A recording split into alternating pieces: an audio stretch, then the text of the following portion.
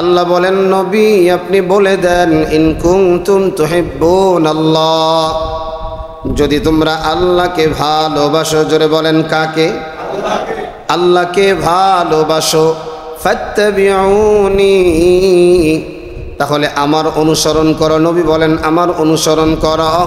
ইউহিব্বুকুমুল্লাহ, তাহলেই আল্লাহকে ভালোবাসা হয়ে যাবে। সুবহানাল্লাহ। ইউহিব্বুকুমুল্লাহ, তাহলে আল্লাহ তোমাদেরকে ভালোবাসবেন। নবী বলেছেন, যদি তোমরা আমাকে ভালোবাসো, যদি তোমরা আল্লাহকে ভালোবাসো, তাহলে আমার অনুসরণ করো, তাহলে আল্লাহ তোমাদেরকে ভালোবাসবেন। ও বন্ধু, এখান থেকে একটা কথা ক্লিয়ার, আর কোনো দলিল লাগবে না। আল্লাহকে ভালোবাসতে হইলে নবীর সব হুকুমগুলো আমাকে আপনাকে মানা লাগবে কি লাগবে না? জোরে বলেন, লাগবে কি লাগবে না? নবীর আদর্শ, নবীর সুন্নাত আমাকে আপনাকে আঁকড়িয়ে ধরতে হবে। জীবন চলে যাবে, এরপরেও নবীজির সুন্নাত আমরা ছাড়ব না। সাহাবায়ে কেরামের জীবন চলে যায়, এরপরেও নবীজির সুন্নাত ছাড়ে না। নবীজির সুন্নাত যদি আপনি গ্রহণ করেন, তাহলে আপনার সব জায়গায় বরকত হয়ে যাবে। আর বরকত কোথাও বরকত হবে না, খালি বরকত আর বরকত।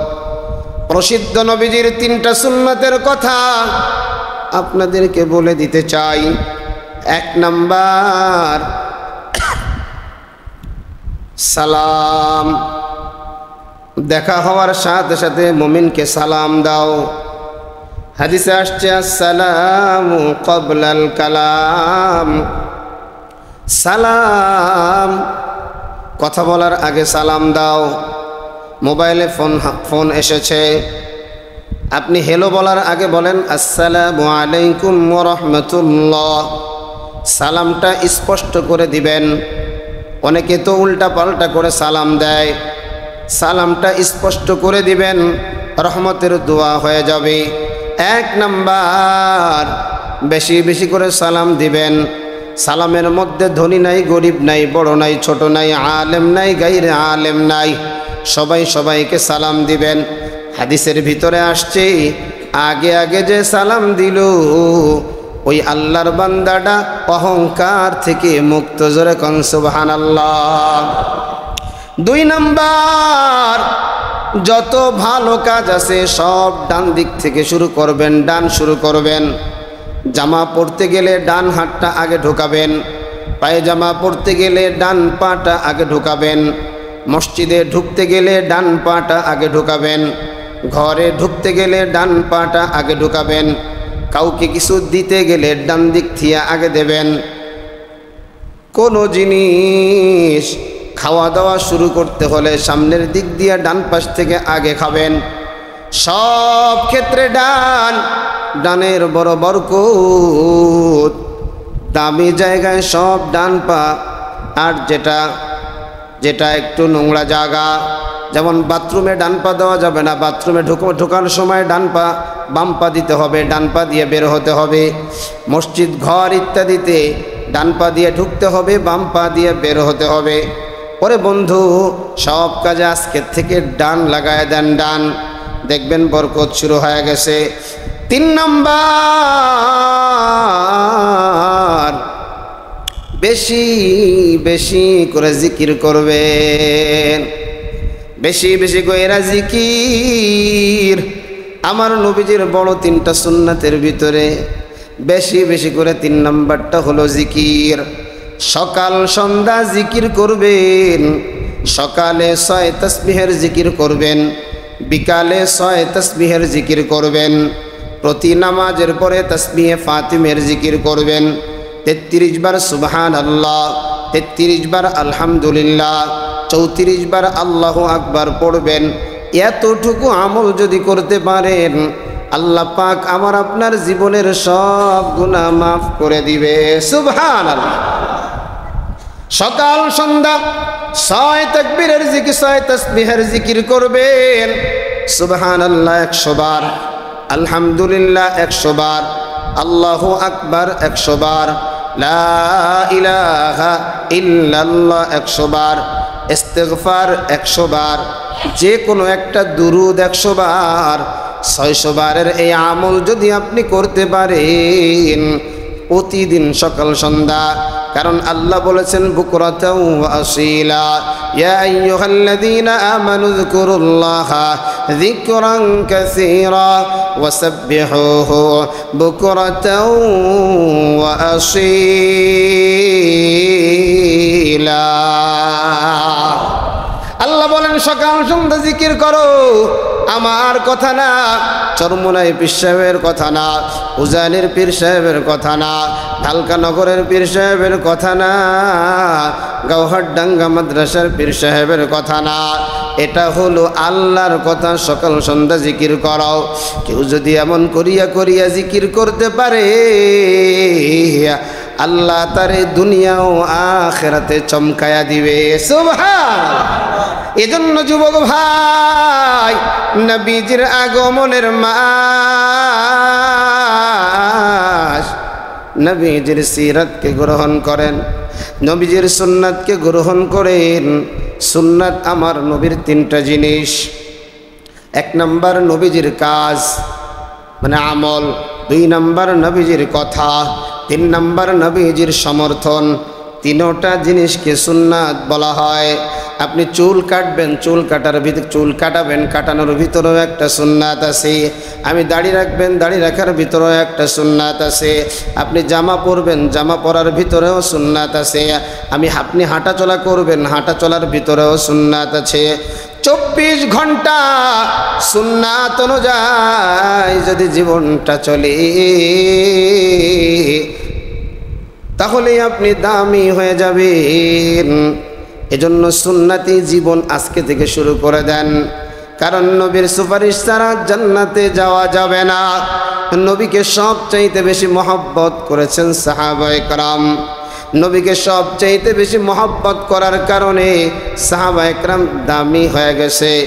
হযরত ওসমান গনি রাদিয়াল্লাহু তাআলা আনহু, নবীর সাহাবী ওসমান আমার নবীর কাছে বলেন, পয়গম্বর আমার সম্পদ অনেক বেড়ে যায়, আপনি একটু আল্লাহর কাছে দোয়া করেন আল্লাহ যেন আমার সম্পদটা কমায় দেয়।